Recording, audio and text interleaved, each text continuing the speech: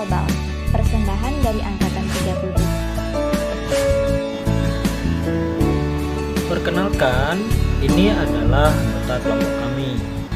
Yang pertama ada Pak Hidayat, sarjana pendidikan. Yang kedua ada Ahmad Subandi, sarjana pendidikan. Yang ketiga ada kita, Rizky Aulia, sarjana pendidikan. Dan yang terakhir ada Yesi Sulistiani, sarjana pendidikan.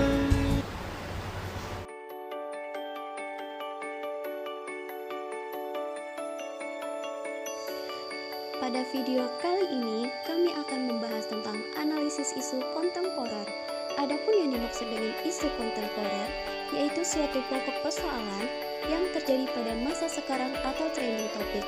Isu yang kami angkat adalah korupsi. Korupsi. Mungkin kita sering mendengar istilah korupsi.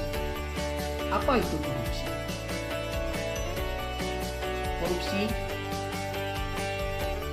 menurut Undang-Undang Nomor 31 Tahun 1999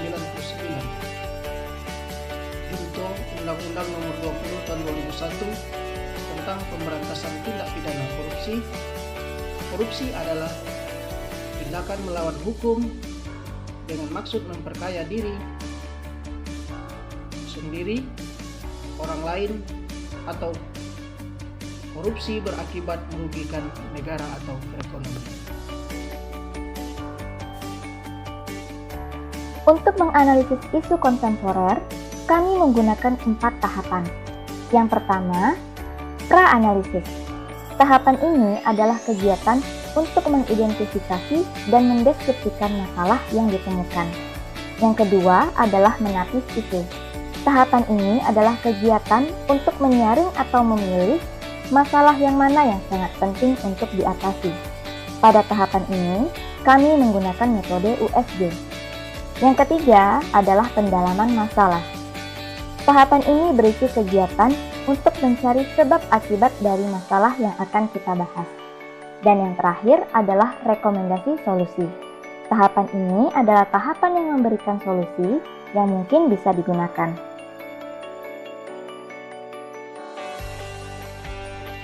Pada tahap pra-analisis, kami menggunakan metode pentahelix. Metode pentahelix diartikan kolaborasi dari 5 unsur. Kelima unsur tersebut adalah pemerintahan, akademisi, pengusaha, komunitas, dan juga media.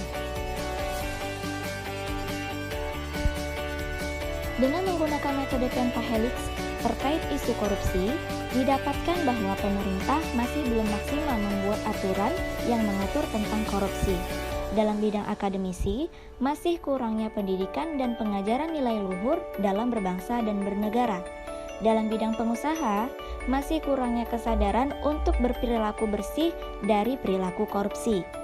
Dalam bidang komunitas, masih rendahnya tingkat pengetahuan dan kepedulian masyarakat dalam upaya pemberantasan korupsi.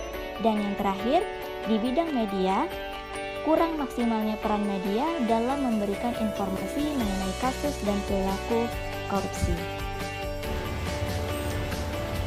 Menapis isu dengan menggunakan metode USG. Nah, di sini bisa dilihat bahasanya di situ adalah kurangnya pengetahuan dan pengajaran mengenai nilai-nilai luhur dalam berbangsa dan bernegara seperti nilai kejujuran, etika, tanggung jawab, dan integritas. Di situ dengan jumlah 14 adalah jumlah yang paling tinggi. Dengan jumlah yang paling tinggi ini bisa dipastikan kurangnya pengetahuan dan pengajaran mengenai nilai-nilai luhur dalam berbangsa dan bernegara seperti nilai kejujuran, etika, tanggung jawab, dan integritas menjadi masalah yang akan kita bahas selanjutnya di analisis menggunakan fishbone.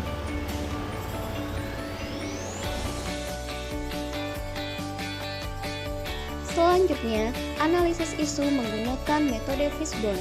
Metode ini digunakan untuk menemukan akar dari permasalahan terjadinya korupsi. Faktor pertama yaitu dari faktor individu itu sendiri, yaitu tidak merasa puas dan rendahnya jiwa agamis.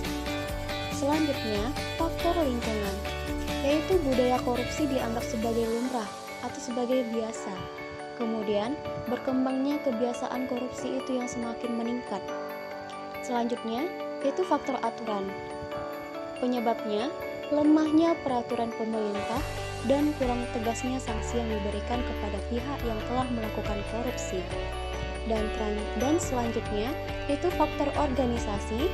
Penyebabnya, adanya dukungan dari organisasi dan keteladanan pemimpin dari organisasi itu sendiri. Penyelesaian isu dengan SWOT. Strength, kekuatan.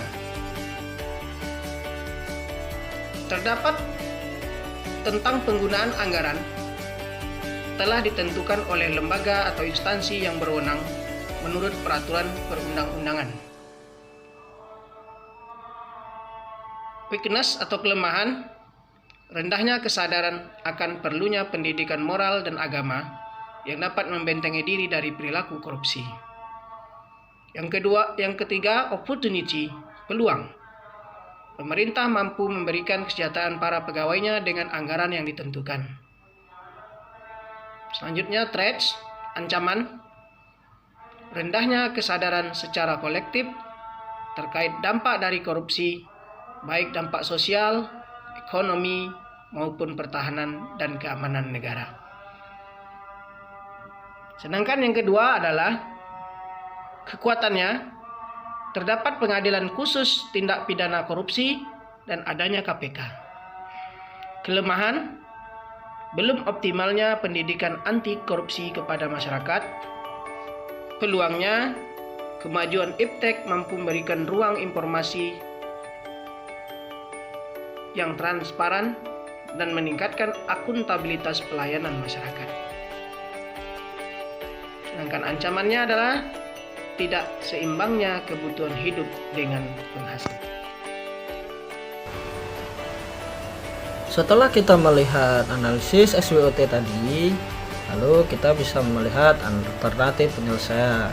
Di sini kita bisa lihat alternatif penyelesaiannya. Yang pertama adalah menjadikan mata kuliah anti korupsi menjadi kurikulum nasional di perguruan tinggi dan pembaruan kurikulum pendidikan yang berfokus pada peningkatan integritas siswa, bisa berkaitan dengan hal kejujuran dan lain sebagainya untuk menghindari anti korupsi. Lalu selanjutnya tahapan setiap alternatif. A.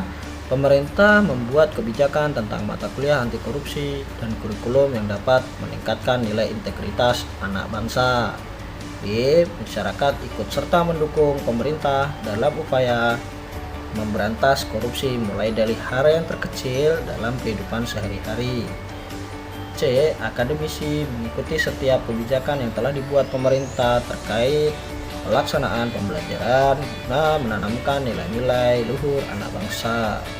D. Pengusaha dapat mendukung akademisi melalui bidang ekonomi. E. Media dapat membantu melalui penyampaian informasi ke setiap kalangan masyarakat. Lalu ada hasil yang diharapkan. Hasil yang diharapkan terbentuknya anak bangsa dengan jiwa yang memiliki nilai-nilai luhur, berintegritas, jujur, dan tanggung jawab dalam kehidupan berbangsa dan bernegara. Pihak-pihak terkait yang ada di dalamnya adalah pemerintah, masyarakat, akademisi, pengusaha, dan media. Sekian video dari kami, sampai bertemu dengan video-video selanjutnya. See you. Wabillahi taufiq wal hidayah. Wassalamualaikum warahmatullahi wabarakatuh.